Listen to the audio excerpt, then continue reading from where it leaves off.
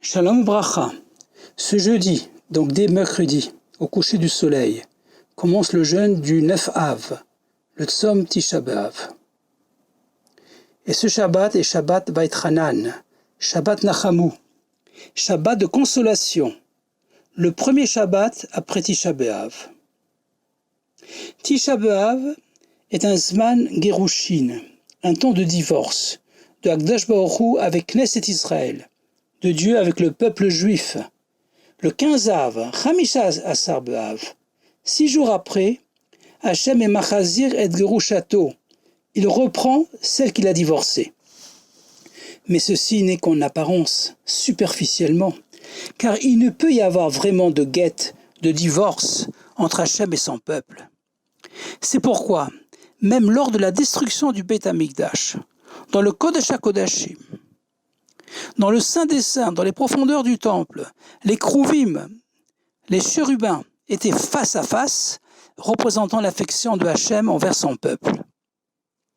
En effet, on sait que la relation de Hachem et des Béné Israël est comparée à celle d'un mari avec sa femme. Or, Rabbeinu Gershom, Ben Yehuda, le Meor Hagola, le luminaire de l'exil, un des derniers Gaonim Ashkenaz du Xe siècle, est célèbre pour ses takanot, ses décrets rabbiniques, a promulgué l'excommunication, le lidouille, en cas de divorce de sa femme sans son accord, et en cas de polygamie, et en parenthèse, dans le cas de violation également du courrier privé. Or, on sait que Magi devarav le Yaakov, Chukav mishpatav le Israël, qu'Hachem aussi respecte et accomplit les décrets rabbiniques. Donc même si Hachem veut nous divorcer, il ne peut le faire car il n'a pas notre accord. Et il ne peut pas non plus choisir en plus de nous une autre nation, car la polygamie est interdite. Donc, pour ainsi dire, Hachem est contraint de nous garder, et ceci exclusivement. C'est un vrai Meor Hagola, un vrai éclairage original et nouveau de l'exil, de la galoute.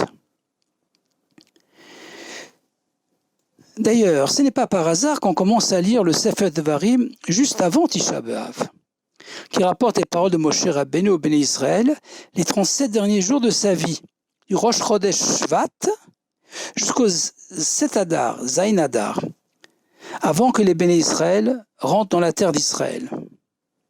Dans notre paracha Vaïtranan, le Shishi, la 6e montée, commence par la mitzvah du Shema, puis rapporte la mitzvah des Tefillin. Ukshartam leot al yadecha, vayu letafot beinenecha, et tu les attacheras comme signe sur ton bras, et ils seront un fronton entre tes yeux. On explique dans la Chassidoute que les 4 premiers Sfarim du Chumash sont liés au Beit Shel Rosh, au boîtier des Tefillin de la tête, et que le 5e Sefer, le Sefer Devarim, le Mishneh Torah, est lié au Beit Shel Yad, au boîtier des Tefillin du bras. En effet, le boîtier de la tête contient 4 Hadarim, 4 compartiments, contenant 4 parchemins, alors que celui du bras n'a qu'un compartiment et contient qu'un seul parchemin, où sont écrits successivement les 4 parachutes du boîtier de la tête. De plus, les 4 premiers Sfarim, dictés par Hachem à Moshe Rabbeinu, nous rapportent les miracles dévoilés de la création, de la sortie d'Égypte, des sacrifices, des corbanotes, du séjour dans le désert. C'est pourquoi le boîtier de la tête des Tefillin doit être dévoilé sans couvercle, comme il est écrit Veraou kol amei haaretz ki shem Hashem nikra alecha veyiru mimecha, et verront tous les peuples de la terre que le nom de Dieu est invoqué sur toi, et ils te craindront.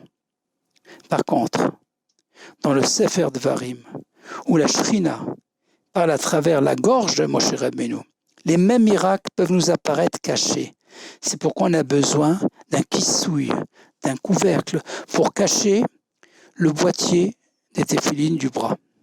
D'une façon générale, on doit approfondir davantage les sujets développés dans le Sefer Devarim si on veut dévoiler leur sens profond. Notre paracha Vaïtranan commence par les mots Vaïtranan el Hachem. Et j'ai supplié à Hachem.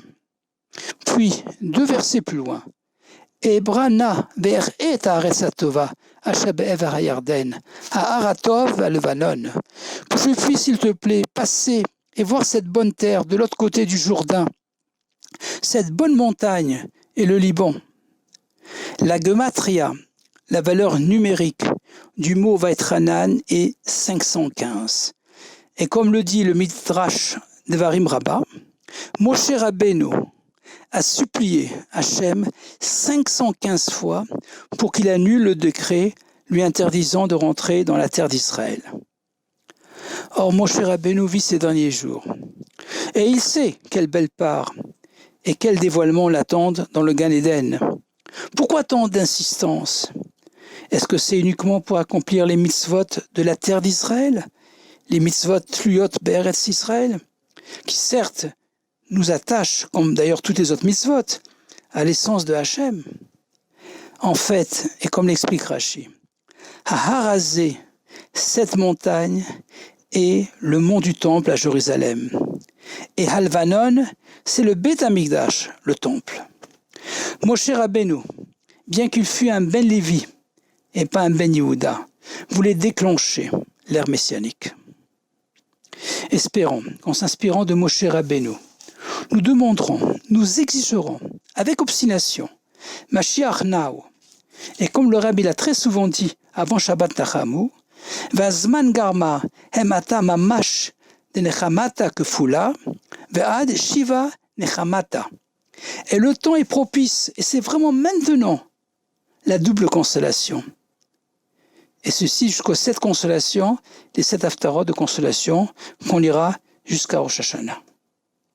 Et ce n'est pas par hasard non plus que le Yom Yom du 11 Menachem Av nous apprend que l'Admour Hazaken s'est attaché au Magi de Mezrich et donc à la Chassidoute, précisément en écoutant son Mamar Nachamu, Nachamu, Ami Yomar Elokeichem.